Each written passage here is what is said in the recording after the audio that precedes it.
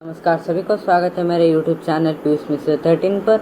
और आज हम बात करेंगे जो महाभारत का वेद व्यास महाभारत का जो 5वां विषय है वो है कच्छ, देवजानी और मुझ संजीवनी के ऊपर।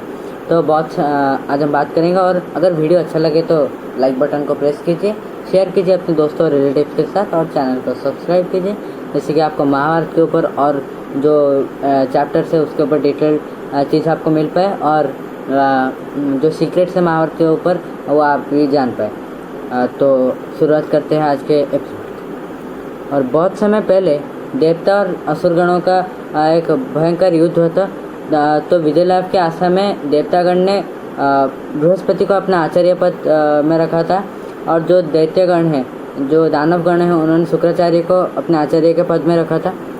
तो युद्ध के समय जब दानवगण मारे जाते थे तो उस समय शुक्राचार्य जो थे संजीवनी मंत्र के सहायता से जो मृत दानव थे उनको जीवित कर देते थे। परंतु ये जो संजीवनी विद्या है वो बृहस्पति को मालूम न था, इसलिए जो देवता मरते थे उनको मरना ही पड़ता था, पर वो जीवित फिर से नहीं हो पाते थे। इसलिए उनको एक उपाय उनको मिला। तो उन्होंने जो बृहस्पति के ज्येष्ठ पुत्र कच्छ है उनके पास जाकर कहा कि तुम जाओ और शुक्राचार्य के तुम अभी देवतागण के एकमात्र भरोसा हो, तो तुम शुक्राचार्य के पास जाओ और उनके शिष्य बनकर उनका सेवा करो। तुम अपने स्वभाव, मधुर व्यवहार, अनुराग और सदाचार दिखाओ उनको। और शुक्राचार्य का एकमात्र कन्या देवजानी है जिनसे वो बहुत प्रेम करते हैं, बहुत स्नेह करते हैं। तो तुम अपना जो स्वभाव, मधुर व्यवहार, अनुराग और सदाचार से देवजानी को संतुष्ट करो, और ये संजीवनी विद्या हासिल करके देवतागण का जो रक्षक बनो। तो इसलिए कच्छ भी राजी हो गए इससे। तो वो शुक्राचार्य के पास जाकर कहे कि हे महात्मा, हे आचार्य, मैं बृहस्पति पुत्र कच्छ हूँ, और मैं आपका शिष्य बनने आया हूँ, और एक ब्राह्मण पुत्र के रूप में मुझे स्वीकार कीजिए। मैं आपकी सेवा में नियोजित होना चाह रहा हूँ। आप आनंद से मुझे ग्रहण कीजिए। तो शुक्राचार्य बहुत उदार व्यक्ति के थे, तो उन्होंने कच्छ को अपने शिष्य के रूप में पाने में कोई आपत्ति नहीं थी उनकी। तो उन्होंने कहा कि कच्छ, मैं तुम्हारे प्रार्थना में संतुष्ट हूँ, तो आज से तुम मेरे शिष्य बनो, और मैं तुम्हारे पिता बृहस्पति को सम्मान करता हूँ। तो इस प्रकार कच्छ ब्रह्मचार्य व्रत धारण करके शुक्राचार्य का सेवा करते रहे। और एक पक्ष में वो ब्रह्मचार्य व्रत धारण करके शुक्राचार्य का मदद करते रहे, सेवा करते रहे, और दूसरे पक्ष में वो कन्या देवजानी को संतुष्ट करने के लिए वो उसमें हमेशा उनको प्रसन्न करना चाह रही थी, और देवजानी भी संगीत और कला द्वारा कच्छ का मनोरंजन कर रहे थे। तो इस प्रकार कुछ वर्ष बीतने के बाद दानवगण जो है उनको जो मूल उद्देश्य है कच्छ का वो उनको ज्ञात हो गया, इसलिए उन्होंने उनको मारने की कोशिश की जंगल में। तो शुक्राचार्य को जब ये मालूम है तो उन्होंने संजीवनी मंत्र से उनको जीवित कर दिया। फिर एक बार फिर से मारने की कोशिश की, फिर से जीवित कर दिया। तो उनको पता चला, दानवगण को पता चला कि ऐसे कच्छ को मारा नहीं जा सकता, इसलिए उन्होंने जो मद्र है, जो हम बियर या वाइन के रूप में जानते हैं, अल्कोहल जो है जानते हैं, तो उसमें मिलाकर शुक्राचार्य को पिला दिया। जो कच्छ को काट कर टुकड़े टुकड़े करके उसको मिला दिया उस मद्र में और पिला दिया शुक्राचार्य को।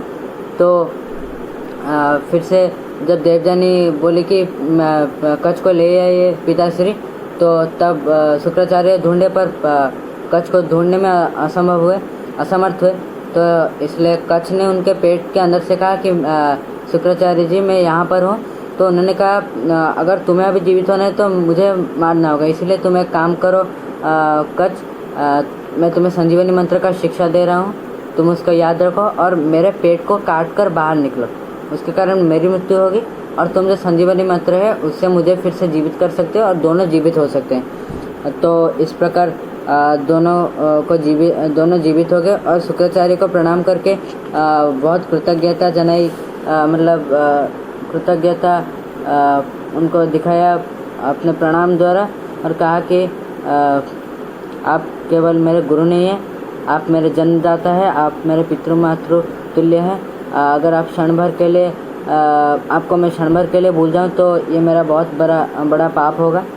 तो इसलिए शुक्राचार्य बहुत खुश हुए, और उन्होंने पर शिक्षा समाप्त होने के बाद कच्छ प्रस्थान करने चले स्वर्गलोक की ओर, तब देवजानी ने कहा कि कच्छ, तुम महर्षि अंगिरा के पौत्र हो, तुम सद्वंश जात हो, सचरित्र हो, विद्वान हो, तपस्वी हो, तुम्हारे जो पिता है मेरे माननीय है, तुम इतना दिन ब्रह्मचारी व्रत धारण करके रहे, पर मैं चाहता हूँ कि अब तुम मुझसे विवाह करो। कच्छ ने उत्तर दिया कि तुम गुरु कन्या होने के कारण, तो जैसे गुरु मेरे बहुत आदरणीय है, उस प्रकार तुम भी आदरणीय हो, तो गुरु के तरह तुम भी पूजनीय हो, इसलिए ये संभव नहीं। तो देवजानी ने कहा कि कच्छ, तुम जो कह रहे हो वो ठीक नहीं है। तुम कैसे मेरे भाई हो? तुम तो मेरे तो गुरु अंगिरा जो है वो मेरे पिता शुक्राचार्य के गुरु हैं, और गुरु अंगिरा के तुम जो पौत्र हो, तो इस प्रकार तुम मेरे पिता के पुत्र नहीं हो, तो तुम मेरे भी पूज्य हो और मेरे भी मान्य हो, तो ऐसी बात मत कहो। तो ऐसा उन्होंने कहा कि तुम ऐसा नहीं कर सकते, मुझसे तुम्हें विवाह करना पड़ेगा। तो कच्छ ने कहा, है कल्याणी, तुम शुक्राचार्य के पेट से जन्म ली हो, इस प्रकार मैं भी उनके उदर से बाहर निकला हूँ और पुनर्जीवन लाभ किया हूँ। इस प्रकार धर्म के अनुसार तुम मेरी बहन बनी, पर तुम्हारे घर में इतने दिनों रहकर मैं बहुत खुशी हुआ, मुझे बहुत खुशी हुई। तो आज मैं आनंद से विदाई ले रहा हूँ और बहुत दिनों बाद अपने घर को लौट जाना चाह रहा हूँ। तुम अपने प्रिय पिता गुरुदेव की सेवा करो। तो देवजानी दुख में उनको श्राप दी कि अगर तुम धर्म और कामयुक्त होकर मेरे प्रार्थना को प्रत्याख्यान कर रहे हो, इसलिए मैं तुमको अभिशाप देती हूँ, या मैं तुमको श्राप देती हूँ कि तुम जो संजीवनी विद्या प्राप्त की हो वो कभी भी सफल नहीं होगा, तुम किसी को भी जीवित नहीं कर पाओगे। तो कच्छ ने प्रत्युत्तर देते हुए कहा कि देवजानी, तुम गुरुपुत्री होने के नाते मैंने तुम्हारी बात सुना नहीं, परंतु तुम्हारा जो दोष है वैसा कुछ तुम्हारा दोष देखकर मैंने तुमसे विवाह करने का मना नहीं किया है। फिर भी अगर तुम मुझे श्राप दे रही हो तो मैं इसे मानूंगा, मैं कुछ कर भी नहीं सकता। इसलिए तुमने जो धर्म के विरुद्ध होकर काम का वशवर्ती होके मुझे जो श्राप दी, इसलिए मेरा भी श्राप ग्रहण करो। तुम कोई भी ऋषि कुमार के साथ विवाह नहीं कर सकते। तुम कह रहे हो मेरा विद्या निष्फल होगा, मेरा विद्या काम नहीं देगा, वो ठीक है, पर मैं जिसको सिखाऊंगा उसका विद्या जरूर काम देगा। इस प्रकार कुछ स्वर्गलोक को लौट गए और इंद्र और देवताओं के द्वारा सम्मानित हुए। तो आज के लिए बस इतना ही, ये 5वां विषय था। तो आज के लिए बस इतना ही। हम बात करेंगे जो अगला एपिसोड है, वहाँ पे हम बात करेंगे 6th चैप्टर के ऊपर।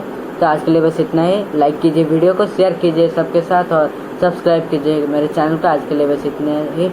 धन्यवाद, नमस्कार।